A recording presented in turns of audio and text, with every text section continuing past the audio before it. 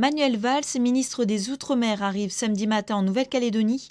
Dans l'après-midi, il relancera les discussions entre les différents groupes politiques sur les fondements du futur accord, le lien avec la France et l'autodétermination, la citoyenneté calédonienne et le corps électoral, la gouvernance et les institutions calédoniennes et plus précisément le rôle des provinces. Discussion ou négociation, chaque mouvance avance à son rythme. C'est qu'on sort des discussions pour rentrer dans les négociations, hein, c'est-à-dire qu'on rentre dans le fond des choses et puis qu'on commence à avancer pour donner des perspectives à l'État.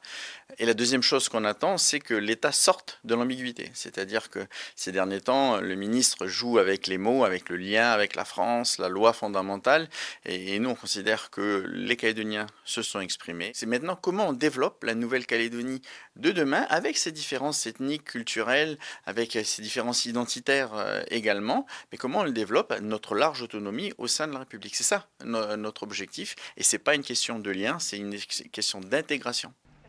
Avant l'arrivée du ministre des Outre-mer, des ateliers techniques conduits par le cabinet du ministre ont eu lieu avec l'ensemble des acteurs politiques autour de 6 thématiques: le projet de société, la citoyenneté calédonienne, les compétences régaliennes, la gouvernance, la loi fondamentale et la décolonisation.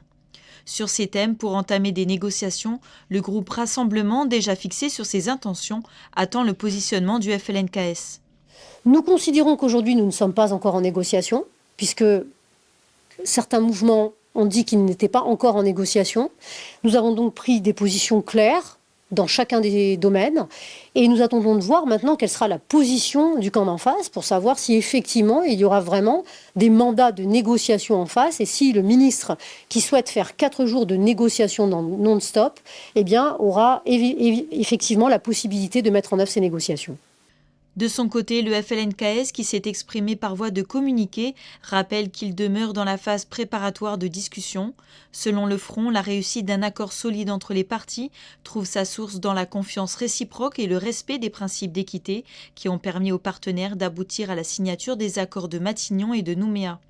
Enfin, il attend de cette visite la reconnaissance explicite par l'État de l'établissement des conditions indispensables à de véritables négociations. Dès son arrivée, le ministre des Outre-mer prévoit 4 jours d'échanges à Nouméa avec l'ensemble des délégations.